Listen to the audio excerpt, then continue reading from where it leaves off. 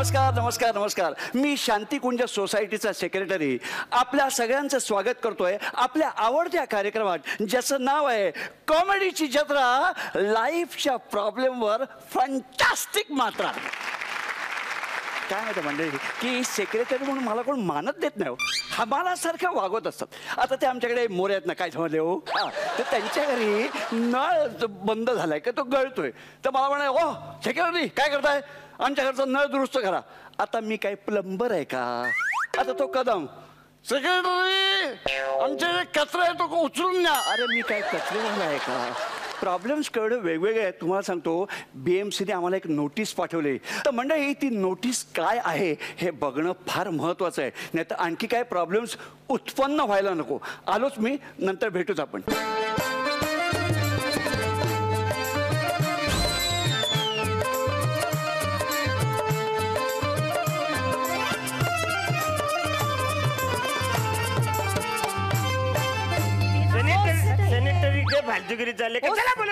Secretary कशाला बोलवले. एवढी काय तातडीची मीटिंग आहे, बोला लवकर. ओ भो अरे चेहरा पाडीसन कसाले बटणार आहे. काय काय कशाला बोलवलं आम्हाला. नव कोण मेलंय का काय. नाही म्हणजे मी काम करतो सोसायटीचा बोर्ड तेवढा लिहायला घेतो. बाकी काय नाही, नाव तेवढं चेंज करायचं. बाकीचा मायना पहिला आहे तसाच ठेवायचा. अल्पशा आजारानं दुःखद निधन, दुःखाचा डोंगर, आत्म्या शांती बिंती सगळं फक्त नाव चेंज करायचं. वाच काढ नाही. हे बघा कोणी मेलेलं नाहीये. अतिशय गंभीर बाब आहे, गंभीर प्रश्न आहे. आता सांगायची गोष्ट नाहीये. कदम कदम शांत व्हा. हा सांगा सेक्रेटरी सांगा. नाही सांगायची गोष्ट नाही पण आता तुम्ही म्हणालात म्हणून सांगतो. सांगा. काय आहे कॉर्पोरेशनची नोटीस आली आपल्याला आणि त्या नोटिशीत असं लिहिलं आहे की आपल्या सोसायटीची जी इमारत आहे ती अनधिकृत आहे आणि आता ती पाडण्यात येणार आहे. असे कसे अनधिकृत आहे. अरे आमच्याकडे सगळे कागदपत्र आहे रे भो. आणि बिल्डिंग पाडणं म्हणजे काय तोंडचा खेळ आहे का. अहो 50 लाखाचं घर घेतलंय मी, त्यात 15 लाखाचं इंटिरियर केलंय. तो इंटिरियर वाला जास्त राहिलाय माझ्या घरात माझ्यापेक्षा. अजूनही अधूनमधून येतो त्याचं सामान घेऊन जायला. तुम्ही काय बोलताय. अहो वहिनी तुमच्या सामानाचे काय सांगून राहिल्या हो. मी तर आपल्या मालकीचं घर व्हावं म्हणून धुड्याच्या रोकडोबाला नवश बोलले होते. तरी बी बर का इतके दिवस झाले मी यांच्या मागे लागून राहिले होते का चला धुड्याला जाऊन रोकडोबाच्या नवस फेडून येऊ नवस फेडून येऊ. ऐकलं नाही माझं. झालं ना कोपला तो रोकडोबा. हा सगळं माझ्यामुळेच झालं. काही झालं की माझ्यावर येते तू. अरे वा. पण मला या सगळ्याचा अर्थच प्रतीत होत नाहीये. गृह खरेदीच्या व्यवहाराची सगळी कागदपत्र प्लास्टिकच्या वेष्टनात जतन करून ठेवलेली आहेत. याशिवाय गृहनिर्मात्याकडून सदनिकेची कुलूप उघडिका स्वीकारतानाची छायाचित्र सुद्धा आहेत. कुलूप उघडिका श्रद्धा ए श्रद्धा पण आता त्याचा काय फायदा आहे का. आणि त्या छायाचित्रावरनं आपण काहीही सिद्ध करू शकत नाही. आणि त्या छायाचित्रापेक्षा आता ती नोटीस महत्वाची आहे. नाही नाही पण आता ही सोसायटी अनधिकृत आहे, मग माझी केबिन पाडणार नाही तिनं. अरे तुम्ही बाय ना बाटोड. अरे आमनं घर पडी राहिनं आणि तुले त्या केबिन पडी राहिनं करे. अरे तुझं ते 50,000 रुपयाचं ते खोराड त्याचा काय सांगतो रे तुम्हाला. अहो सेक्रेटरी आपले ते बिल्डर आहेत ना ते कोण आहेत त्यांचा पत्ता वगैरे फोन नंबर काढा शोधून आणि त्यांना फोन करा. त्यांना म्हणा खूप इमर्जन्सी आहे पटकन निघून या म्हणून. बरोबर आहे पत्ता शोधून काढला. मी त्यांच्या ऑफिसला फोनही केला होता पण मला असं कळलं की ते गेल्याच महिन्यात वारले. आणि मला एक सांगा आपण या सोसायटीत राहायला आलो. आपल्याला इथे राहायला येऊन 17 वर्ष झाली बरोबर. मी त्यांना फोन केला होता त्यांचा मुलगा तिथे होता. त्याला म्हणू तू ये बाबा लवकर. तेही मी सांगितलं तर तो बोला बाबांच्या कामाशी माझा काही संबंध नाही. अरे असं कसं माहिती नाही. माझ्या वडिलांचे सगळे व्यवहार मला माहिती होते हो. त्यांच्या मुलाने जबाबदारी घेतली पाहिजे. त्याने जर जबाबदारी घेतली नाही ना मी त्याचं घर झाडून टाकेन. काहीतरी वेड्यासारखं बोललं का तुम्ही. कसं घर झाडायला जाताय त्यांच्या घरी झाडायला नोकर नसतील. अरे जाडून टाकेन म्हणजे जाडून टाकेन नाही रे. जाडून टाकेन काडी टाकून जाडून टाकेन मी. अहो तो म्हणतोय जाळून टाकेल म्हणजे पेटवून देईन. अहो तुम्हाला कळतंय का सगळ्यांना तो आपला बिल्डर आहे तो मेलाय. आता आपण करायचं काय. करायचं काय म्हणजे आपण ज्या इमारतीत राहतो त्याच्याकडून सगळे सामान आपण हलवलं पाहिजे. आपण हल्लं पाहिजे. समजा इमारत पडली तर आपण काय करायचं. अहो कदम वेळ काय तुम्ही बोलताय काय कळतंय का तुम्हाला. Excuse me.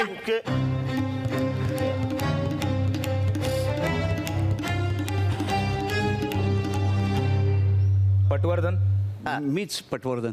मी तुमची बिल्डिंग पाडायला आलो.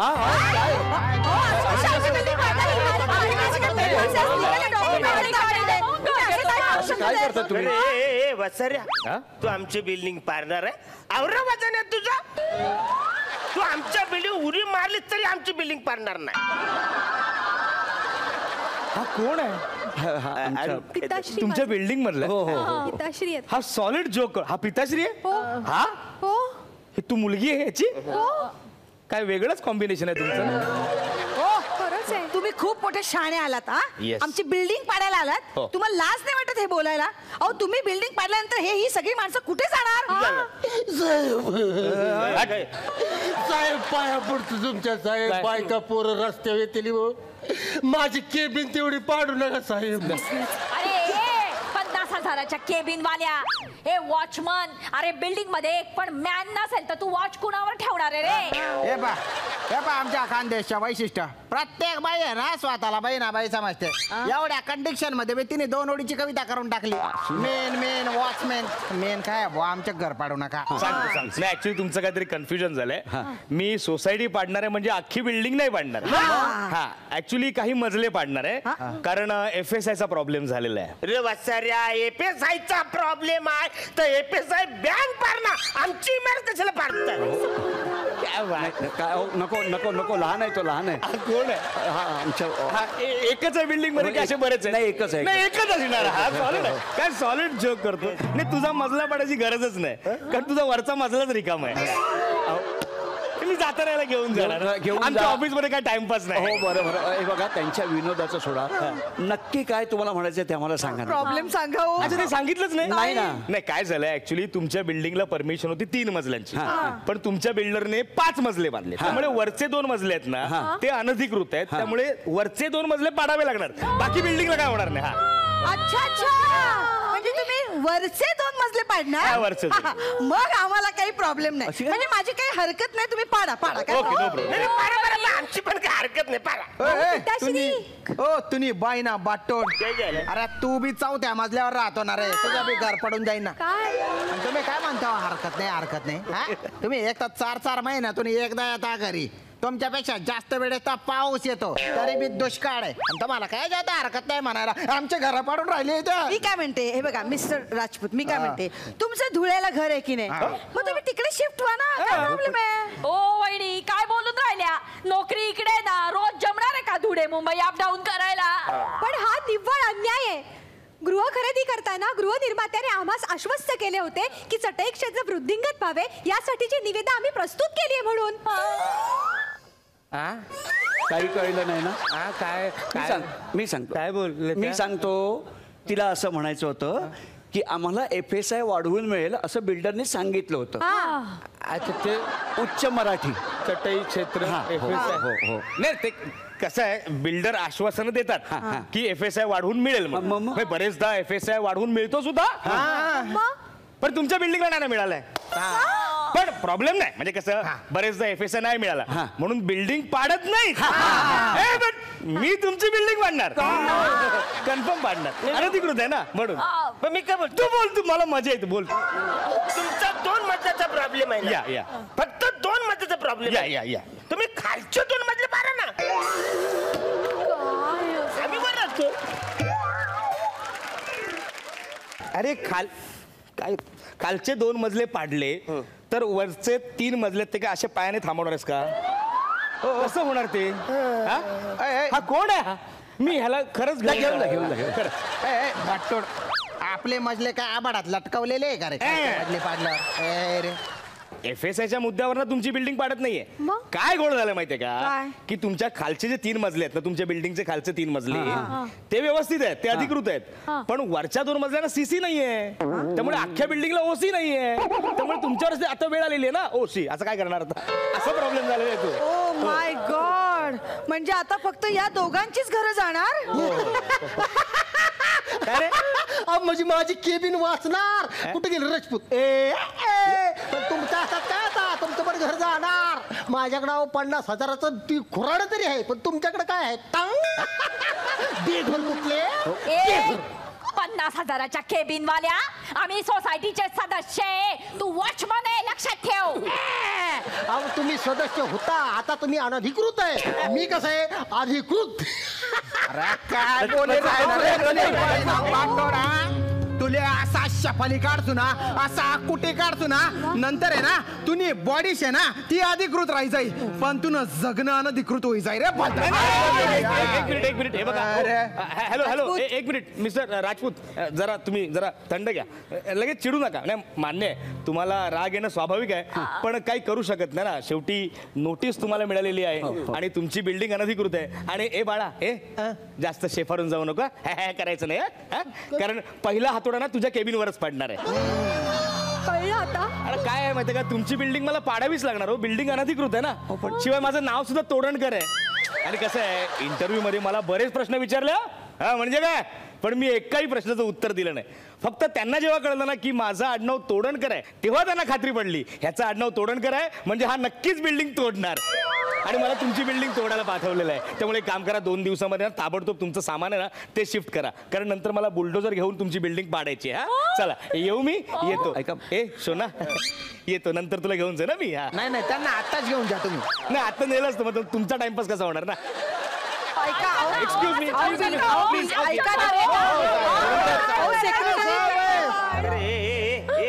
वॉचमॅन वसाऱ्या ज्याला लय तुर करत असा रट्टा दे ना. अहो कदम काय बोलताय तुम्ही, त्याला कसले रट्टे देताय? तो इथे फक्त वॉचमॅन आहे. आता काय ही बिल्डिंग पडली, तो दुसरीकडे जाईल, दुसरा जॉब मिळेल. तुमचं घर पडणार आहे, त्याचा विचार करा. अहो विमान परिचारिका महोदया, तुम्ही असे वक्तव्य का करत आहात? आधीच आमच्यावर अतीव दुःखाचा विशाल लग कोसळला आहे. तू ना श्रद्धा आता यापुढे ना जरा सोपी मराठी भाषा शिकून घे. कारण यापुढे तुम्ही जिथे राहायला जाणार आहात ना झोपडपट्टीमध्ये, तिथल्या लोकांना तुझी ही भाषा कळणार नाही. कळलं? हो वहिनी, तोंड सांभाळून बोला ना. काय बोलून राहिले झोपडपट्टीमध्ये जाऊन राहणार आहे का आम्ही? आम्ही इथनं जाऊन राहिलो तर तुम्हाला आनंद होऊन राहिला, आमची घरं पडणार आहेत. आनंद एवढा, पण हे कदम कसे बोलतात त्यांना कळत नाही का? तुम्हाला कळत नाही का आमच्या इथे घर पडू लागलं ना? काय प्रसंग ओढवलाय आमच्यावर. काय करायचं कळत नाही. बघा प्लीज जरा तुम्ही शांत राहा, शांत राहा. अरे काय शांत राहा, काय शांत राहा म्हणून राहिले हो तुम्ही. कसे वागून राहिले सगळे, आमच्यावर वेळ काय, प्रसंग काय. अरे वा, आमचे मजले पडून राहिले, आमचे घरा पडून राहिले आणि तुम्हाला आनंद होऊन राहिला. अरे गाडी गाडी जमवून घर घेतो माणूस, एकदाच होत असतं घर. जे काय होतं ते सगळं त्या घरात टाकलंय आम्ही. आमच्या जखमांवर लवण शिंपडत आहात तुम्ही. पण आता काय करायचं, आम्हाला तुरली तर कुठे जाणार आम्ही? राजपूत, इतकी वर्ष सोसायटीत राहून तुम्ही आम्हाला हेच ओळखलं? तुम्हाला काय वाटलं तुमचे मजले पाडायला लागल्यानंतर आम्ही तुमच्याकडे आनंदाने बघू? आम्हाला काही वाटणार नाही? नाही रे, आम्ही असे नाही होत. आमचं हृदय एवढं दगडाचं नाहीये, कळलं ना? तुमचे मजले आम्ही पाडू देणार नाही म्हणजे नाही. हा तोडणकर जो गेलाय ना, तो मजले कसे तोडतो ना हे मी बघतो. आता ह्याच्यावर काहीतरी तोडले आपण काढणार, पण तुम्हाला आम्ही सोसायटीतनं जायला देणार नाही म्हणजे नाही. आपण सगळे एकत्र राहू ना. मग अरे पण सगळे आवरे एकत्र राहिले तर आवरी जागा आहे कुठं अरे आपल्याला? आवरी जागा नको, इथेच आपण एकत्र राहायचंय आणि याच्यावर सगळ्यांनी मिळून एकत्र तोडगा काढायचंय. पण कसं काढायचं भाऊजी, तोडगा कसं काढायचं? तुमचे मजले तुटणार नाहीत याची आम्ही काळजी घेऊ. शांती कुंज सोसायटी तुमच्या पाठीशी आहे हे अजिबात विसरू नका. करू काहीतरी. अहो,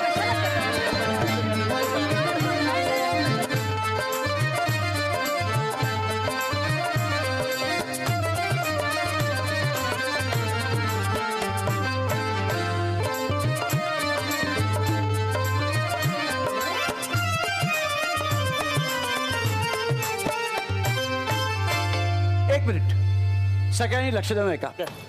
आता बुलडोझर आला तर आपण सगळ्यांनी त्या बुलडोझर पुढे आडवं पडायचं. आपण हो आपण आणि आपण सांगायचं की आधी बुलडोझर आमच्या अंगावर न्या, मग बिल्डिंगवर चालवा. हा म्हणजे इथे झोपायचं ना आपण? Yes. Very good. ही जागा जरा स्वच्छ करून घेऊया. वॉचमन साफ कर पटकन. आता महाराज आहे, थोडक्यासाठी कशाला साफ करत बसता? मी काय बोलतो, काय 7चा गजर लावूया काय? मला जरा लागते कदम.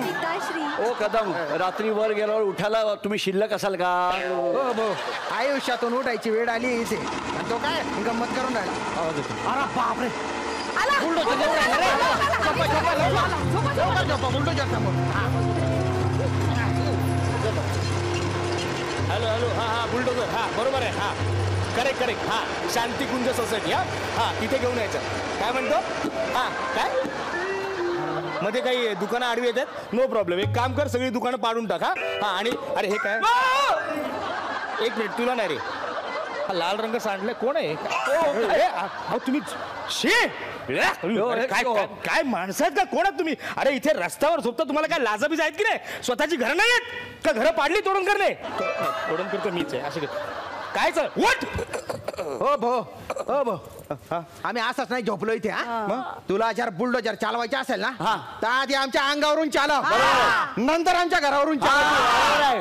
काय हा आधी तुमच्या अंगावरून चालवलं. ओके हे बुलडोजर घेऊन ये पटकन चल. ये घेऊन ये हा बरोबर शांती काय बोलताय तुम्ही? माणूस आहात का कोण आहात? आमच्या अंगावर डायरेक्ट बुलडोजर नेणार तुम्ही? हा फक्त एक रिक्वेस्ट आहे म्हणजे काय करा माहितीये का तुम्ही असं ना एकत्र एका रांगेत झोपा आणि एका साईडलाच डोकं ठेवा. म्हणजे काय बुलडोजर आला ना की तुमच्या डोक्यावर असं जायला पुचुक्कन आणि तुम्ही असं वेगवेगळे झोपलात ना तो प्रॉब्लेम होतो. बुलडोजरचा असं बॅलन्स जातो ना असं कम्प्लीट असं बॅलन्स जातो. व्हील काय म्हणाली? क्रूर नाही फॅक्ट आहे. तर बुलडोजरचा बॅलन्स गेला असा की ती व्हील अलाइनमेंटचा प्रॉब्लेम होतो. आणि कसं आहे मग तुमचं ना डोकंच जाऊ शकतं ना. असं तुम्ही वेगवेगळे झोपलात ना मग कधी कधी बुलडोजरच्या चाकामध्ये डोकं किंवा असे पाय जातात मग ते काविल त्याने असं काढायला लागतात. आपण दातांना नाही चुकून बोल तोडण करा. रिक्वेस्ट. अच्छा तुम्ही आमच्यासारखे माणूसच आहात ना? हो मग तुम्हाला मन वगैरे काय आहे की नाही? आहे ना. मला सांगा तुमचं घर तुटलं असतं तर तुम्हाला बरं वाटलं असतं का? असतं वाटलं ना? तसंच यांचं घर तुटलं ना तर आम्हाला खूप त्रास होईल. प्लीज असं काही करू नका. आम्हाला यातनं वाचवा तोडणकर प्लीज. नो काय काय झालं असं काय? पटवर्धन या तोडणकरने स्वतःचं घर सुद्धा तोडलं होतं. हो हा सफारीवाला तोडणकर स्वतःचं घर तोडायला गेला. मग याच्या आतला जो खराखुरा तोडणकर होता ना त्याने असं टॉवेल गुंडाळलं आणि तो बाहेर आला आणि त्याने निषेध केला या सफारीवाला तोडणकरचा. पण नाही या सफारीवाला तोडणकरने त्या टॉवेलवाल्या तोडणकरला जुमानलं सुद्धा नाही आणि या सफारीवाला तोडणकरने त्या टॉवेलवाल्या तोडणकरचं घर तोडलं. नाही रे तोडलं. आणि माझ्या या कामगिरीवर खुश होऊन कॉर्पोरेशनने मला 1 क्वार्टर दिली. 1 क्वार्टर दिली? बोल तू बोल. एक चपटी क्वार्टर साठी स्वतःच घर तोडलं. मस्त हा एकच आहे. एकच आहे हो. दुसरा आलाच नाही असं कोणी येऊच शकत नाही. एक एक्सक्यूज मी काय रे गुदगुला नाही करते हसतोच काय? टोचतोय ते. अरे क्वार्टर म्हणजे प्यायची क्वार्टर नाही रे. क्वार्टर 3 BHK ची क्वार्टर. झालं ना आम्हाला पण घेऊन चला ना. तुला बाकीच्यांचं मला माहिती आहे. तुला घेऊन जाणार मी नक्की घेऊन जाणार.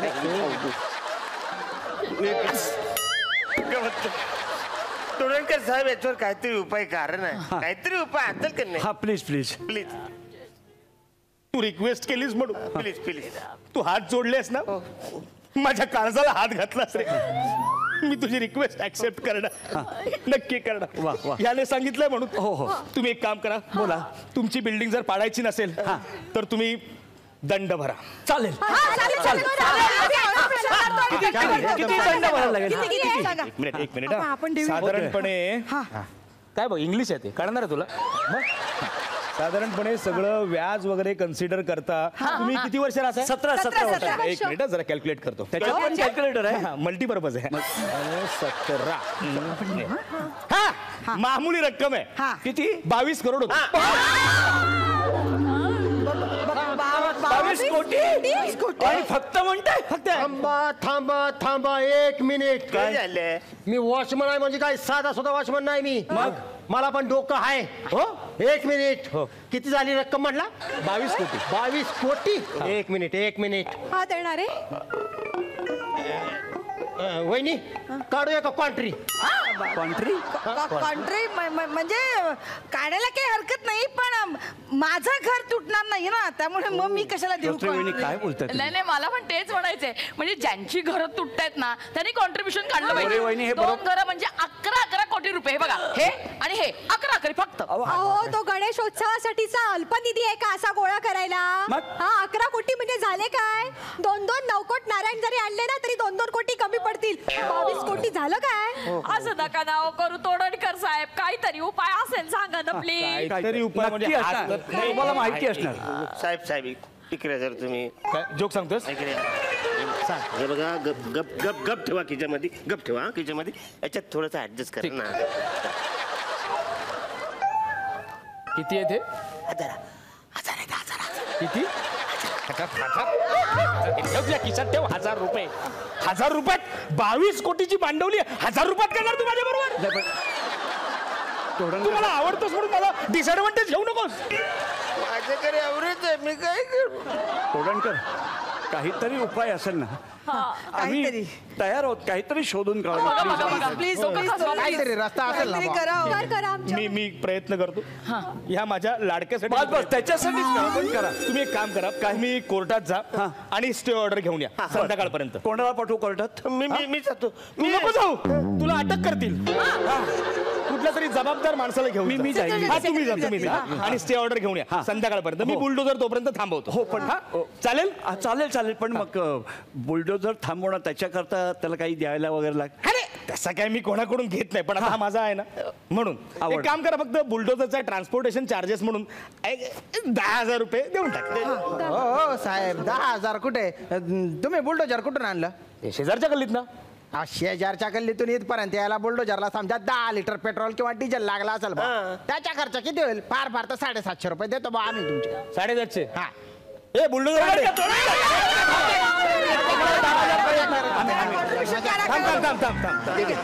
माझ्याकडे बरोबर. अरे वा, ते पण दिलं असतं. भाऊजी आमच्या मी देतो.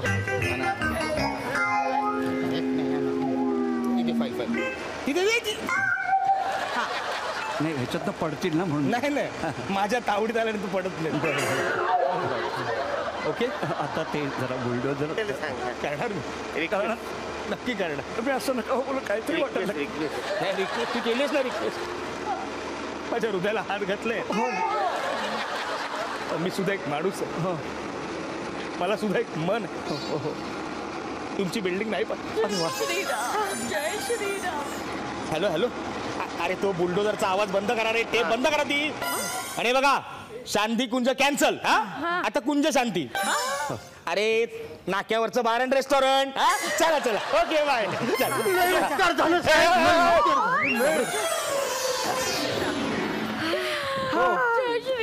पटवर्धन, तुमचे भलते आभार हो. आणि सगळ्यांचेच आभार. तुमच्या सगळ्यांमुळे ना आमच्या घर वाचलं बा. खरंच. नाही, पण मी काय म्हणतो, आपलं घर सध्या तरी वाचते, पण माझे एक मित्र आहेत ॲडव्होकेट मिलिंद शेवाळे. त्यांना आहे ना या सगळ्या बाबतीतली माहिती आहे. मी त्यांना इकडे बोलवलंय, ते आपल्या सोसायटीत येतील. आपण त्यांची मदत घेऊया आणि कायदेशीर लढा देऊया. तर मी त्यांना बोलवतो, त्यांच्या स्वागताची तुम्ही तयारी करा. चला बरं.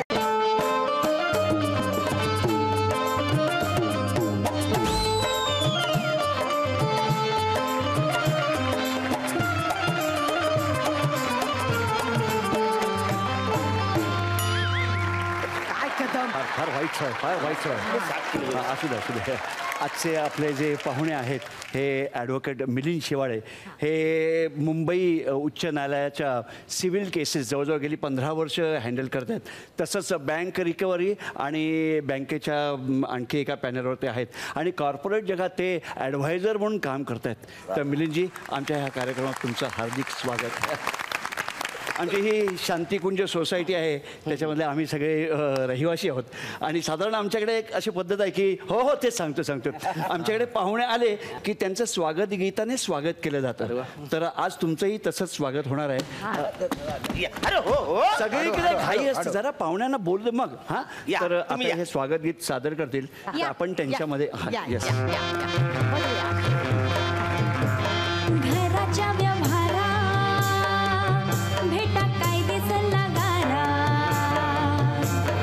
कायद्याचा सल्लागार आज आला.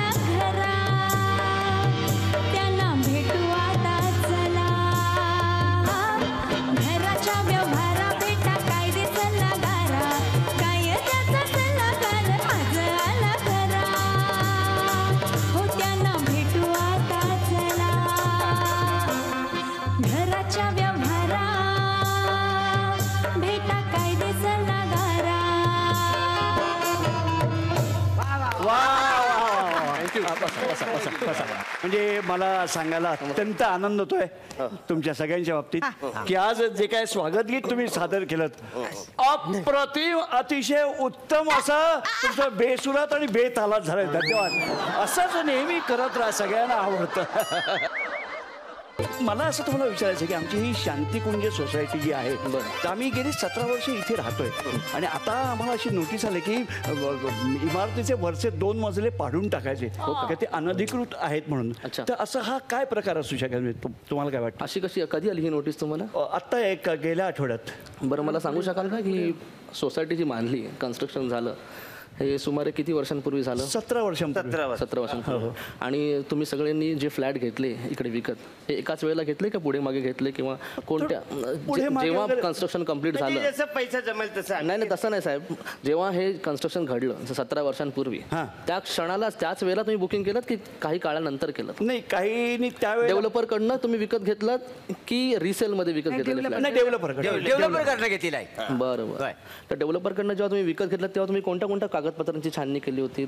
असं काय नाही, कागदपत्र आमच्या त्या सरदारनी बघितलेलं, आम्हाला काय माहिती. काय आहे साहेबांनो, हे जर कदम आहेत ना तर 17 वर्षापूर्वी यांनी घर घेतली ना तेव्हा ह्यांची पोरगी ही श्रद्धा आहे का नाही ती 6 वर्षाची होती.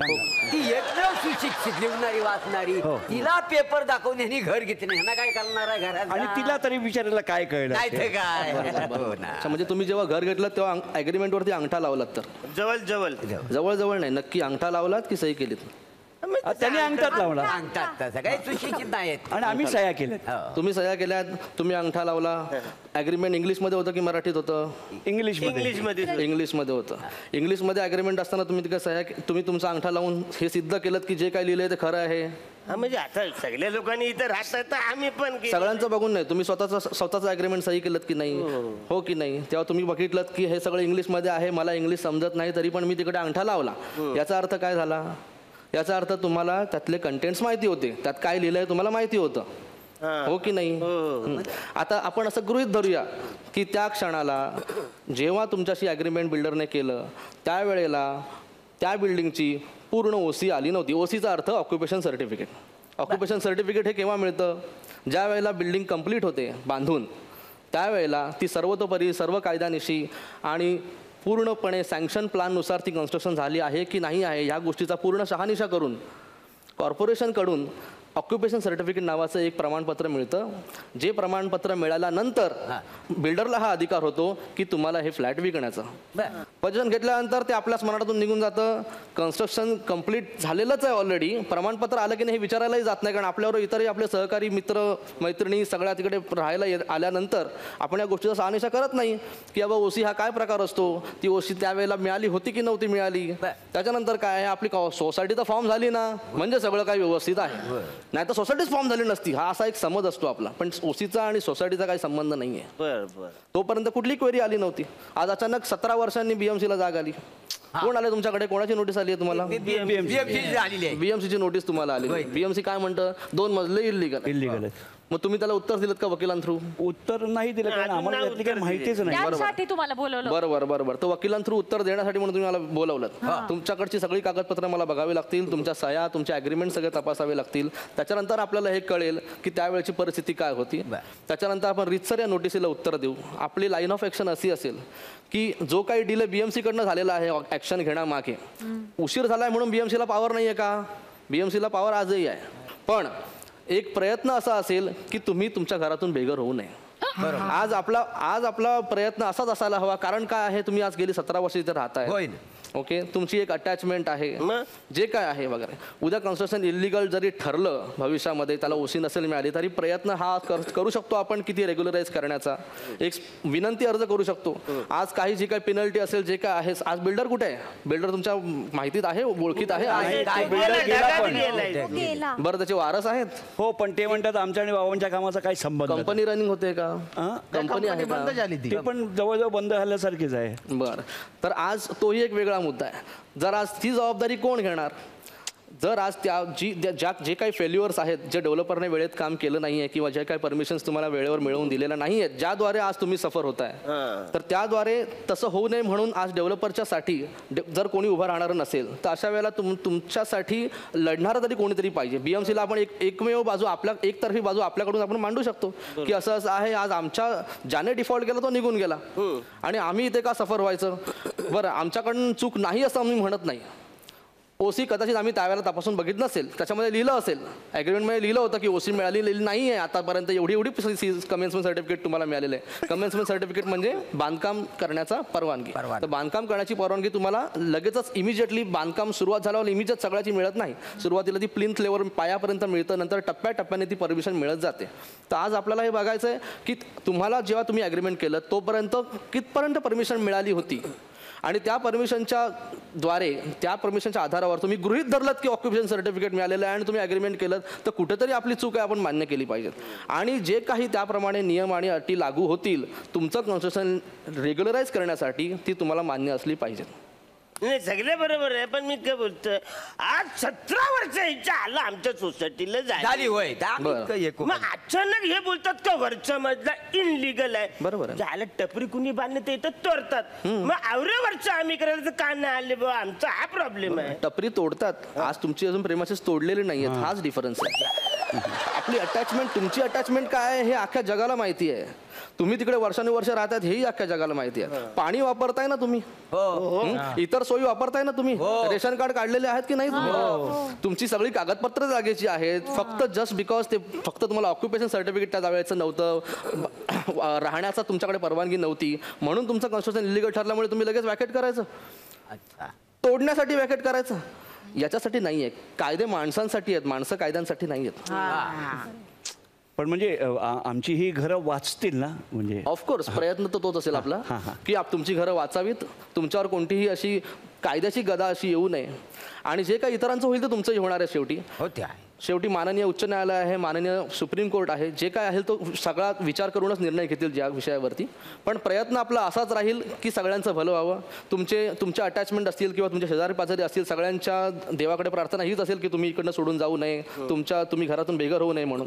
आणि कदाचित असं होत नाही, कभी दुआ काम नहीं आती तो दवा काम नहीं आती तो कभी दुआ काम आ जाती है, ऐसा भी हो सकता है. तो हम कोशिश करेंगे की आपल्याला लवकरात लवकर न्याय मिळेल, कोर्टाकडून लवकरात लवकर याच्यावरती काहीतरी निर्णय दिला जाईल. पण म्हणजे आपण असं एक्झिबिशन मध्ये घर घेतो किंवा असं मुहूर्तावर घर घेतो, ते लोक म्हणतात आत्ताच्या आत्ता पैसे भरा बुवा, तर ते चुकीचं आहे का? मग चुकीचं आहेही आणि नाही आहे ते पण तुम्हाला समजावून सांगतो कसं असतं. आपल्या अपेक्षित असलेलं घर, आपल्याला अपेक्षित असलेल्या लोकॅलिटीमध्ये, आपल्याला अपेक्षित असलेलं क्षेत्रफळ आपल्याला मिळावं असं तुम्हाला जर मलाही वाटतं, पण ते मिळतंच का? तसं नाही आहे. सगळ्यात महत्त्वाचं आपल्यासमोर काय बघतो आपण? मग आपलं बजेट. त्याच्यानंतर हे सगळं विकून जसं तुम्हाला सांगितलं त्याप्रमाणे सगळं गोळा करून मग आपण बघतो की अरे आपल्याकडे किती पैसे आहेत, आता माझं बजेट तयार झालं, एवढे पैसे माझ्याकडे गोळा झाले, माझं बजेट तयार झालं. पण तसं नसतं. तुमच्या कुटुंबाच्या सुरक्षिततेचं काय? तुम्ही सगळं पणाला लावून एक घर घेताय, पण तुमच्या कुटुंबाला कोण बघणार उद्या त्याचा विचार तुम्ही करत नाही. तुम्ही सगळं पणाला लावता आणि एक बजेट तयार करता आणि मग ॲडव्हर्टाइजमेंट बघायला सुरुवात करता. मग ॲडव्हर्टाइजमध्ये लिहिलेलं असतं अक्षय तृतीया आहे, या स्पॉट बुकिंग करा, गुढीपाडवा आहे, दसरा आहे, दिवाळी आहे, बरंच काय, मला वाटतं दहीहंडी पण बोलतील उद्या का. तर म्हणजे हे सगळं आहे, काही कारण करतात आणि या आणि बुकिंग करा, स्पॉट बुकिंग करा. स्पॉट बुकिंग म्हटलं की आपल्या पायाखाली जमीन सरकते. म्हणजे काय? आज स्पॉट बुकिंग म्हणजे गेलं पहिलं एक दिन पैसे वाचतील ह्या उद्देशाने आपण धावत जातो आधी तिकडे. पहिला आज शोधाशोध केंद्र हा एक्झिबिशनमध्ये आहे, एक्झिबिशनमध्ये ही ऑफर आहे. एक्झिबिशनमध्ये गेल्यानंतर म्हणतात या थोडा उशीर केला तर तुम्ही, पण या आला तर असं या बघा असं असं आहे आणि आता तुम्ही ताबडतोब केलं तर ठीक आहे, नाही तर उद्यापासून आमचे रेट लगेच वाढत आहेत. बरं किती? तर वाढतील, म्हणजे हजाराने वाढतील का सांगता येत नाही, किंवा 100-200 रुपये वाढतील काही स्क्वेअर फूट पाठी, असं काही कारण सांगतात. मग ते कारण आपल्याला म्हणजे आपल्या पायाखाली जमीन सरकते, परत फ्लोर राईस आहेच. म्हणजे हे सगळं कॅल्क्युलेशन काही आपल्या आवाक्यात नसतं, हे आपल्याला कळून चुकतं की नाही आता आपल्याला गत्यंतर नाही आहे. मग एक्झिबिशनचं आपण बळी पडतो. आपल्याला कळतं की नाही अमुक आहे. मग एक्झिबिशनमध्ये स्पॉट बुकिंग करताना तुम्ही काहीतरी अमाऊंट तिकडे टाकता, त्यावेळेला तुम्ही कागदपत्रांची छाननी करतात का? नाही. तो डेव्हलपर फाईलही घेऊन बसलेला नसतो तिकडे. तुम्ही विचारलं जरी ना का मला जरा इन्स्पेक्शन द्यावं पेपरचं वगैरे, ते हसतात तुमच्याकडे. हो हे एक्झिबिशन आहे मॅडम, तुम्ही जरा ऑफिसमध्ये या, तुम्हाला सगळं देतो, तुमच्या लिगल ॲडवायझरना घेऊन या, सगळे पेपर आहेत आपल्याकडे. पण आज स्पॉट बुकिंग करा. स्पॉट बुकिंग म्हणजे तुम्हाला अडकवून ठेवतात ते लोक. आणि स्पॉट बुकिंग करताना एक फॉर्म भरून घेतात. त्या फॉर्ममध्ये तुमच्या सगळ्या काही गोष्टी लिहिलेल्या असतात. बरं, तुम्ही उद्या जर डील कॅन्सल केलं तर तुमचे बुकिंग केलेले पैसे परत मिळतील का बुडतील याच्याबद्दल क्लिअर उल्लेख त्याच्यात केलेला असतो. त्याच्याकडेही तुम्ही दुर्लक्षित करता. बरं, मिळतील याचा उल्लेख असेल तर प्रश्नच नाही, पण बुडतील असा उल्लेख केला असेल तर खरोखरच बुडतील याची जी पर्सेंटेज असतो तो जास्त वाढतो. कारण आपल्याला काही कल्पना नसते, आपण पूर्णपणे अंधारात असतो, आपल्याला माहिती नसतं उद्या काय होणार आहे ते. सो इंग्लिशमध्ये म्हणायला गेलं तर you will carry your risk. आपल्याला माहिती नसतं की उद्या काय आपल्यासमोर येणार आहे, हा बिल्डर योग्य आहे अयोग्य आहे काय आहे. त्यामुळे एक प्रकारची रिस्क फॅक्टर जो सुरुवातीला असतो तो कॅरी करून जर तुम्ही विजिलंटपणे कागदपत्रांची नीट छाननी केलीत की हां चला हे प्रोजेक्ट असं असं आहे तर तसं त्या टाईपचं कन्स्ट्रक्शन उद्या होऊ शकतं की नाही होऊ शकत हे जर तुम्ही तपासून पाहिलं तर तुम्हाला नक्कीच मला असं वाटतं की असा कडवट अनुभव भविष्यात येणार नाही. शेवाळे साहेब, जागेविषयक तुम्ही आम्हाला भरपूर माहिती देत आहे, पण आपण इथे घेतो एक छोटासा ब्रेक. तुम्ही कुठेही जाऊ नका आणि पाहायला विसरू नका कॉमेडीची जत्रा लाईफच्या प्रॉब्लेमवर फॅन्टॅस्टिक. ब्रेक नंतर पुन्हा एकदा आपलं या कार्यक्रमात स्वागत. साहेब, मला एक विचारायचं आहे की माझा एक मित्र आहे, त्याने ना एक फ्लॅट विकत घेतला. बरं. सगळं सामान त्या फ्लॅटमध्ये टाकलं. बरं. त्याच संध्याकाळी आहे ना दुसरा एक माणूस आला, तो बी त्याचं सामान घेऊन आला. तो बी म्हणून राहिला हा फ्लॅट मी विकत घेतलेला. तर एकच फ्लॅट दोन दोन जणांना कसा काय विकला जातो? दोघं सुखाने नांदतायत का? नाही नाही, दोघांमध्ये लय राडी चालू आहे. कसं असतं आता ह्या ज्या अशा गोष्टी फार काही घडत नाहीत, याला एक्सेप्शनल केसेस असं म्हणतात. ज्या वेळेला याबद्दल काही शंका उरत नाही की डेव्हलपर इज अ चीटर. म्हणजे अशा कंडिशन्सला ज्यावेळेला एक फ्लॅट किंवा एक सदनिका दोन वेगवेगळ्या व्यक्तींना वेगवेगळ्या कॉन्ट्रॅक्टने विकणं हा कायद्याने गुन्हा आहे आणि तो गुन्हा जर त्याने केला असेल तो रिस्पॉन्सिबल आहे. बरं, अशा कंडिशनमध्ये तुमचा आधीचा मित्र आधी तिकडे आलेला आहे, जो कोणी मित्र आला आहे त्याने तो काही पोझिशन सोडणार नाही. जो दुसरा आलेला आहे त्याने ऑफकोर्स उशीर केलेला आहे आणि त्याच्याकडे पोझिशन नाही आहे, म्हणजे त्याच्याकडे टायटल मायनस पोझिशन आहे, याच्याकडे टायटल प्लस पोझिशन आहे. हा दोघांमधला डिफरन्स आहे. बरं, याच्यामध्ये गिल्टी कोण तिसरा माणूस आहे. आता हा त्रिकोण उद्या कोर्टात जाणार आहे, हा आपल्याला माहिती आहे. कारण कोणालाही बेकायदेशीररित्या हात धरून घराबाहेर काढणं हा गुन्हा आहे. म्हणजे तुमच्याच घरात लिव्ह लायसन्सने राहणाऱ्या व्यक्तीला सुद्धा तुम्ही हात धरून बाहेर काढू शकत नाहीत असा कायदा आहे. त्याला सांगायचं बाबा तुझा जो काही ॲग्रीमेंट आहे जो तू म्हणतोस ते वगैरे इट इज तो सबसिक्वेंट डेटचा आहे, नंतरच्या तारखेचा आहे. माझा ॲग्रीमेंट आधीच्या तारखेचा आहे आणि मला एकदा ॲग्रीमेंट एक्झिक्यूट केल्यानंतर रजिस्टर्ड केल्यानंतर टायटल माझ्याकडे आलेलं आहे, डेव्हलपरकडे काही टायटल उरलेलं नाही आहे ना. कारण जेव्हा आपण प्रॉपर्टी विकतो तेव्हा काय देतो? टायटल पास होतं. अ व्यक्तीकडनं ब व्यक्तीकडे टायटल पास होतं. जर अ व्यक्तीचं टायटल ब व्यक्तीकडे ऑलरेडी ट्रान्सफर झालेलं आहे तर अ व्यक्तीकडे असं गृहीत धरलं की अ व्यक्तीकडे टायटल नाही आहे. आणि जर टायटल नसलेल्या व्यक्तीने जर तुला प्रॉपर्टी विकली असेल तर तो तुला खोटं बोलतोय. त्यामुळे तुझा ग्रीवन्स त्याच्याकडे जा. त्यामुळे तुमच्या मित्राला सांगा की तू पोझिशन रिकामं करू नको. जर तुझ्या विरुद्ध काही पोलीस कंप्लेंट फाईल केली, तुझ्या विरुद्ध काही कोर्टात गेला तर वकील लढतील. पोलीस कंप्लेंट फाईल केल्यानंतर पोलिसांकडे सुद्धा तुम्ही वकिलांकडे तुम्ही त्यांना समजावून सांगू शकता की पोलीस त्याचं ग्रीवन्स ऐकून घेणारच नाही, कारण it is a civil matter. जोपर्यंत यावर कोर्ट शिक्कामोर्तब करत नाही की टायटल ॲक्च्युली कोणाकडे असावं त्या गोष्टीत पोलीस हस्तक्षेप करू शकत नाही. काय माणूस आहे. बरं साहेब, आता मला काय म्हणायचं माहिती आहे, आता मला मुंबईत घरी एक घ्यायचा आहे. तर माझा मामाचा मेवणा त्याचा चुलत भावाचा पुतण्या त्याचं महाडात घर आहे. मग म्हणलं त्याचं घर घ्यावं, ते विकणार आहे तर. पण तो म्हणतोय आता पैसे बिशे भरायचे तुला स्टॅम्प पेपरवर लिहून देतो, पण 10 वर्षानंतर तुझ्या नावावरती घर होईल. मग ते घेऊ का काय, नेमकं तसं होईल का ते तुम्हाला इसरावं म्हणते. किती वर्ष झाली आतापर्यंत त्यांनी घेऊन? हा, आता 1.5 वर्ष झालं त्याला लाटरी लागली. बरं, तो निघून जातो, तुम्हाला प्रॉपर्टी विकतोय. हा, तो म्हणतो की तुम्ही विकत घ्या. होय.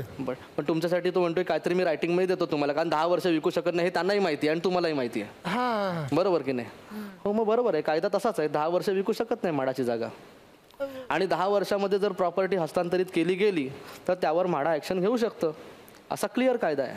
त्यामुळे जर त्या रिस्कवरती तुम्हाला जर घ्यायचं असेल, कारण तो पण हेही योग्य आहे की तो ॲग्रीमेंट करायला तयार नाही. त्याला माहिती आहे ॲग्रीमेंट केलं की चुकीचं होईल. मग आपला हा माझा काहीतरी नातेवाईक दाखवायचा, काहीतरी रायटिंग द्यायचं, काहीतरी पावर ऑफ अटर्नी करायची, हे कायद्याने सगळं अलाउड नाही आहे. त्यामुळे तुम्ही न घेतलेला निर्णय जास्त योग्य आहे. कारण उद्या जर काही कायद्याचा बडगा आला तर तुम्ही जागच्या जागी पहिले तुम्ही सापडाल त्या जागेमध्ये. आणि त्या संदर्भात म्हाडा उद्या सीलही करू शकतो तुमची जागा. आणि जर तसं जर उद्या झालं तुम्ही तर रस्त्यावर याल अननेसेसरीली, ज्याच्यात तुमचा काही दोष नाही आहे. कारण तुम्हाला या गोष्टी माहिती नव्हत्या, पण आज माहिती झाल्यात तर तुम्ही अशा गोष्टी करू नका. होय तर काय म्हणजे गावाकडची जमीन बिमीन इकूनच मी घेणार होतो. बरं झालं तुम्ही बरं झालं वेळेत विचार. म्हणजे थोडक्यात याचा अर्थ काय होतो बुवा का आपण असं घर घ्यायला गेलो का घाईघाईत घेऊन टाकतो किंवा आपलेच निर्णय घेतो.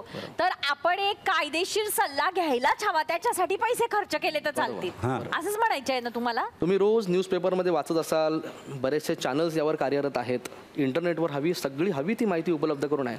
आपण थोडा वेळ त्याच्यासाठी द्यायला हवा. तुम्ही जर तिकडे जर वाचलत, उद्यापासून तुम्ही प्रयत्न केलेत कुठलीही प्रॉपर्टी घेताना, जर त्यासाठी मला काय करायला पाहिजे याचा नीट रीतसर अभ्यास केलात तर तुम्हाला अशी वेळ येईल की तुम्हाला ॲडव्होकेट एंगेज करायची गरजही भासणार नाही. सगळ्या गोष्टी एवढ्या रीतसर आणि सविस्तर तुम्हाला तिथे आढळतील. शेवाळे साहेब, तुम्ही जागेविषयी आम्हाला भरपूर छान माहिती दिली, त्याबद्दल धन्यवाद. खरं तर आमचे हे वॉचमन आहेत रोहित, ते खूप छान भारुड गातात. हो का? पण आज जागेच्या संदर्भात तुम्ही इतकी छान माहिती दिलीत की जागाविषयक चांगल्या जागा घेणाऱ्या म्हणजे अनधिकृत नसलेल्या अधिकृत असलेल्या एकच गायिका आमच्याकडे आहेत, त्या म्हणजे आरोही. त्या तुम्हाला जागेच्या संदर्भात एक छान गाणं ऐकवणार. प्लीज.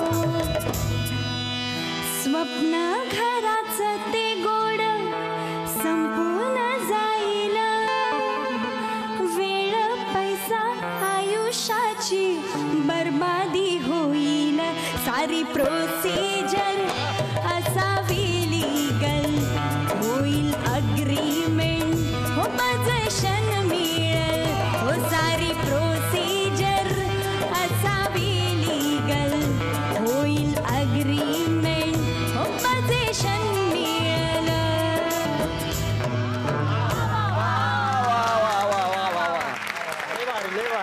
मंडळी, आज आपण इथेच थांबतोय. आपण पुन्हा भेटूया पुढच्या बुधवारी रात्री 9:30 वाजता फक्त कलर्स मराठी चॅनलवर आपल्या आवडत्या कार्यक्रमात कॉमेडीची जत्रा लाईफच्या प्रॉब्लेम्सवर. फॅन्टॅस्टिक.